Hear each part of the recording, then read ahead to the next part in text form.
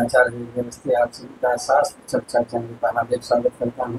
हमारे परम पूज्य गुरु जी आदर्श मुनि गीता परिषद और व्याकरण के पूर्व विभागाध्यक्ष काशी विश्वविद्यालय हम लोग चरक संहिता पर शारीरिक स्थान में सरल ज्ञान शास्त्रीय जो है उसको दे रहे हैं। इसको देने के लिए चलते गुरु यल्लीलायित विश्वमेतदखिलं यस्मिन् पुनर्लीयते यस्मात् स्थावरजङ्गमात्मकमिदं लोकं दरीदृश्यते भासा यस्य विभान्ति सर्वजगतो ज्योतिषि सर्वात्मना तं देवं जगदेककारणमयं वन्दे त्रिलोकीश्वरं कृष्णाय वासुदेवाय हरये परमात्मने प्रणतक्लेशनाशाय गोविंदाय नमो नमः।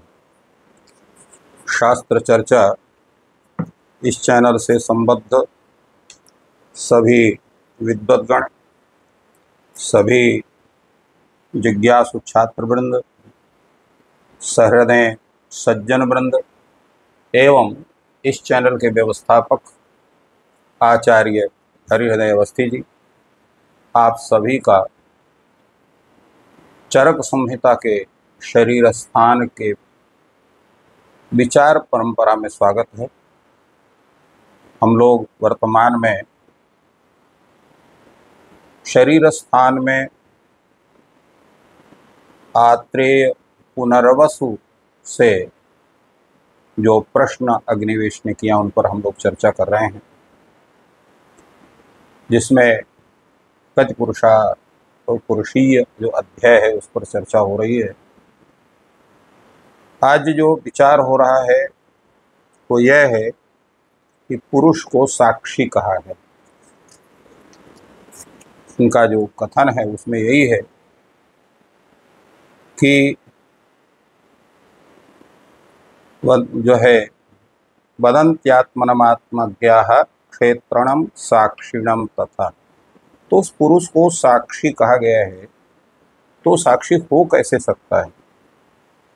क्योंकि साक्षीभूतस्य कस्यायं कर्ता ह्यन्यो न विद्यते। जो साक्षी है तो ऐसा जो आत्मा जब साक्षी है उसके अतिरिक्त तो कोई भी कर्ता नहीं है, तो ऐसी अवस्था में हम उस साक्षी को किसका कहा जाएगा? वो अयम कर्ता कस्य साक्षी भूत है, यह कर्ता जो है वो किसका साक्षी है? क्योंकि परमात्मा से अतिरिक्त तो कोई दूसरा है ही नहीं। साक्षी वो होता है कि जो कर्ता कोई दूसरा हो, उसको देखने वाला कोई दूसरा हो। जैसे शिष्य पढ़ रहा है तो शिष्य ठीक से पढ़ रहा है कि नहीं पढ़ रहा है, इसको गुरु देखता है। पिता साक्षी होता है अपने पुत्र का, पुत्र सही ढंग से काम कर रहा है कि नहीं कर रहा है, तो उसका साक्षी होता है।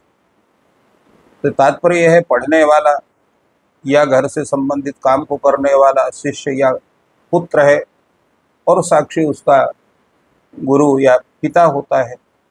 तो इस तरह से ऐसा कौन सा करता है कि जिसका यह साक्षी है? और वास्तविकता क्या है? क्योंकि आत्मा ही प्रधान है, उससे अतिरिक्त कोई दूसरा कर्ता है ही नहीं है। तो जो दूसरा कोई कर्ता है ही नहीं है तो फिर ये साक्षी किसका होता है? दूसरा, इसको जो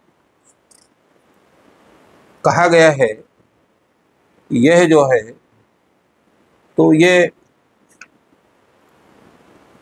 अविकारी है। तो स्यात् कथम चाविकारस्य विशेषो वेदना कृता।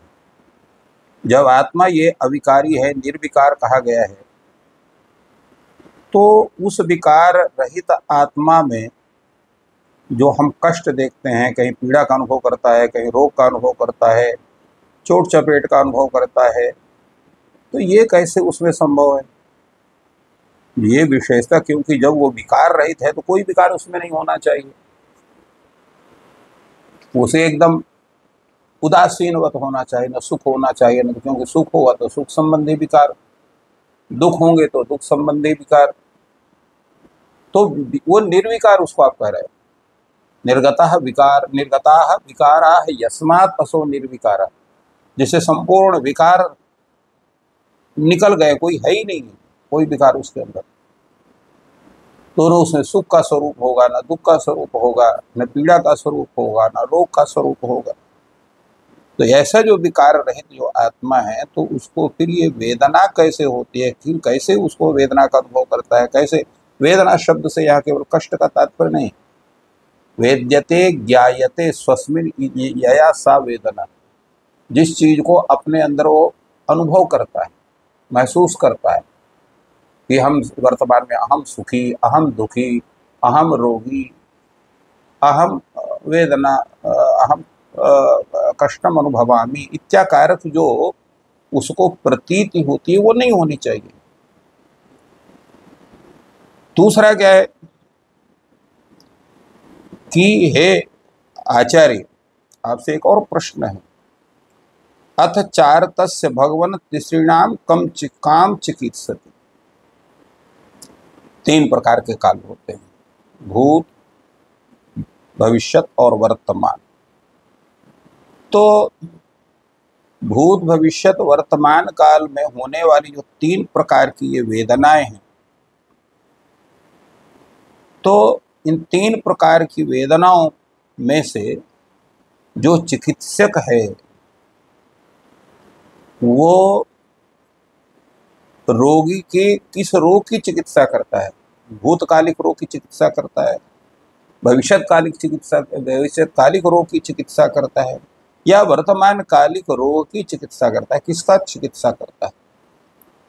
अगर ये कहो कि वह जो है अतीताम वेदनाम वैद्यो वर्तमानाम भविष्यति भविष्यन्त्या असंप्राप्तिरतीताया अनागमः असाम्प्रतिक्या अपि स्थानं नास्त्यर्थे संशयो ह्यतः।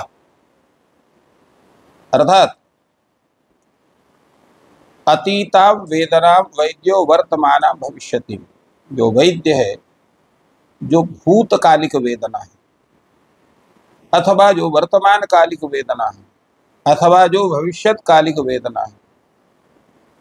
यहाँ पर वेदना शब्द से आचार्यों ने इस स्थल पर रोग शब्द का ग्रहण किया। वेदना, वेदनाम रोगान, रोगम, तो भविष्यत काल में होने वाले जो रोग हैं उनकी चिकित्सा, और भविष्यतकालिक जो चिकित्सा है, भविष्यतकालिक जो वेदना है उसकी चिकित्सा वह जो है किसकी करता है? क्योंकि वो भूतकालिक और भविष्यतकालिक तो नहीं कर सकता। भूतकालिक इसलिए नहीं कर सकता, वो व्यतीत हो गया वह काल, क्योंकि व्यवहार में हमेशा वर्तमान काल ही होता है जिससे हम व्यवहार करते हैं। भूतकाल जब व्यतीत हो जाए तो संबंधित वेदना भी व्यतीत हो गई, तो उसकी चिकित्सा संभव नहीं। इसी प्रकार भविष्यतकालिक जो वेदना है वो भी समाप्त हो गई, क्योंकि भविष्य में तो अभी होना है, अभी हुई ही नहीं, तो उसकी चिकित्सा कैसे करेगा? तो भविष्यत काल में होने वाली जो वेदना है उसकी चिकित्सा वैद्य इसलिए नहीं कर पाता क्योंकि उसका अभी उत्पत्ति ही नहीं हुई है।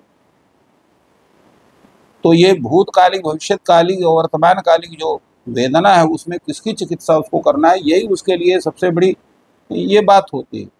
तो भविष्यन्त्या असंप्राप्ति, जो वेदना अभी उत्पन्न हुई नहीं, उत्पन्न उसको होना है, उसकी प्राप्ति ही नहीं, तो प्राप्तस्य चिकित्सा करणीया भवति, जो प्राप्त है उसी की चिकित्सा होगी, अप्राप्त की तो संभव नहीं हुई। अतीताया अनागम, और जो व्यतीत हो गया भूतकाल से संबंधित चिकित्सा हो गई, तो उसका पुनः आगमन होना नहीं है कि उसकी चिकित्सा क्या हो, तो समाप्त हो गया। जैसे कोई व्यक्ति बुखार से पीड़ित हुआ और उसकी बुखार ठीक हो गया, इसके बाद वो रोग जो है चिकित्सक के पास जाता है कि मेरा रोग ठीक कर दीजिए, तो परीक्षण करके यही बताए भाई तुमको तो कोई रोग ही नहीं है। तो तात्पर्य है कि भूतकालिक जो है वेदना की भी चिकित्सा संभव नहीं। अब बची कौन? वर्तमान काल की। सांप्रतिक्या अपि स्थानम नास्त्यर्थे संशयो ह्यतः। और जो वर्तमान कालिक वेदना है उसमें क्या है, अपि स्थानम न, तो वर्तमान कालिक जो सांप्रत्यका अर्थे है अपि स्थानम न, उसका भी स्थान नहीं है। क्यों नहीं है? कि वर्तमान कालिक वेदना में जो स्थिरता नहीं होती, कभी होती है कभी नहीं होती है, कभी आपको बुखार होगा कभी नहीं होगा, तो ऐसी अवस्था में उसकी चिकित्सा आप कैसे करेंगे? तो ये एक प्रश्न उपस्थित होते, ये संशय है कि किस कैसे चिकित्सा करेगा, क्योंकि दो तीनों कालों की स्थिति यह है। भविष्यत काल की जो चिकित्सा है वह भी असंप्राप्त है, भूतकाल की जो वेदना है उसकी चिकित्सा इसलिए नहीं हो सकती कि वो समय निकल गया और उसको पुनः आगमन उसका होना नहीं। जो वर्तमान काल की जो वेदना है उसकी भी चिकित्सा इसलिए नहीं, सर्वकालिक नहीं रहती, कभी रहती कभी नहीं रहती। तो ऐसी अवस्था में हम उस चिकित्सा को कैसे करेंगे? वैद्य जो है किस काल की चिकित्सा को करेगा, किस काल से संबंधित वेदना की चिकित्सा उसे संभव है? यहाँ पर जो एक शब्द है कि सांप्रतिक्याः अर्तेः स्थानम नास्ति, वर्तमान काल की जो वेदना है उसका स्थान नहीं है। इसका तात्पर्य क्या है? इसका जैसे तात्पर्य हमने बताया कि हमेशा नहीं रहेगी क्योंकि उसकी स्थिरता है। तो अब ये स्थिति यह है कि वर्तमान काल शब्द से लिएंगे किसको? क्योंकि स्थिरता नहीं है तो कभी तो होती है, बुखार तो आती है, चिकित्सक लोग उसकी चिकित्सा करते हैं। तो ऐसी अवस्था में इसका तात्पर्य क्या होगा? क्योंकि सभी प्रकार के जितने भाव हैं, भावों का स्वभाव है वो नित्य गमन करने वाला है। तो इसको किस अर्थ में हम लेंगे? क्योंकि पूरे वर्ष भर का जो काल है तथा रोगी की जो अवस्था है रूपी जो काल है, ये प्रतिक्षण परिवर्तनशील है। एक समय में एक ही स्वरूप में कभी रहते नहीं सकते हैं। तो काल के परिवर्तन होने के कारण रोग की भी अवस्था का परिवर्तन होता है। शीतकाल की वेदना दूसरी होगी तो ग्रीष्म काल की वेदना दूसरी होगी, तो वर्षा काल की वेदना दूसरी होगी। तो इनका सबका समय होता है, तो इसलिए जब परिवर्तनशील है तो इसलिए उसका जो है उसकी अस्थिरता नहीं है कि जिसके आधार पर हम उसका ज्ञान करके उसको चिकित्सा कर सकें। तो कौन सा ऐसा समय है जिस समय में हमको उससे तत्संबंधी वेदना की चिकित्सा वैद्य को करना चाहिए? कारणम वेदना नाम किमधिष्ठान मुच्यते क्वचेता वेदना सर्वा निवृत्तिम यांत्यशेषता। दूसरी बात यह है कि ये जो लोगों को रोग होते हैं, ये रोग होने का मुख्य कारण क्या है? किस कारण से? कारणम किम वेदना नाम, वेदना नाम रोगाणाम किम कारणम, वेदनों का रोगों का इनका कारण क्या है? दूसरी बात है किम अधिष्ठान उच्यते, ये जो वेदना है रोग है इनका जो है आधार क्या है, इनका अधिष्ठान कौन है, कौन रोग किस स्थान पर होगा और वह रोग का स्वरूप क्या है, किस तरह से वो होती है, तो उसकी निवृत्ति हम कैसे कर सकते हैं? जो सभी प्रकार की जो वेदना है तो ये सर्वाम निवृत्तिम अशेषतः यान्ति, ये इनकी जो वेदना है कहाँ शांत होती हैं, कहाँ पर उनको हम क्वचेता वेदना सर्वा निवृत्तिम यान्ति, ये संपूर्ण वेदना जो है कहाँ निवृत्ति को प्राप्ति, कहाँ शांत हो जाती, कैसे वह व्यक्ति स्वस्थ हो जाता है। तो इस तरह के अनेक प्रश्न हैं जिनके विषय में ये चर्चा कर रहे हैं। दूसरी एक बात और है, जो अगला प्रश्न ये है, सर्ववित् सर्वसन्यासी सर्वसंयोग विनिश्रितः एकः प्रशांतो भूतात्मा कैर्लिंगै रूपलभ्यते। आप कहते हैं वो जो पुरुष है आत्मतत्व है सर्ववित्, सर्वज्ञ है, उसको सर्वज्ञ सर्ववित् ऐसा वेद भी कहता है। और सर्वसन्यासी, सर्वम संन्यस्यति त्यजति इति सर्वसन्यासी, सबका त्याग कर देता है, कोई भी उसके साथ में कुछ भी उसके पास कोई वस्तु रहती ही नहीं, सबका परित्याग कर देता है। और सर्व संयोग निःसृता, निःसृता सर्वाः सर्वे संयोगा निःसृता यस्मात् सर्व संयोग निःसृता, जिससे संपूर्ण संयोग कार्य कारण संयोग का मतलब क्या है? कार्य कारण भाव संयोग। तो कार्य कारण भाव संयोग से भी वह जो है वो उसमें नहीं है, उससे वो दूर है।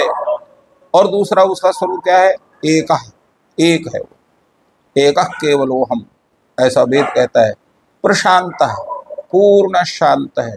और भूतात्मा, वह जो है संपूर्ण जितने भी प्राणी हैं उनकी भी वो आत्मा है। तो उसको हम जाने कैसे? कैर्लिंगैर उपलभ्यते, किन लक्षणों से हम जान लें कि यही आत्म तत्व है, यही पुरुष तत्व है। इस तरह से जो है ये अनेक प्रश्न ये प्राप्त होते हैं, जिन प्रश्नों के विषय में हम लोग आगे और विचार करें।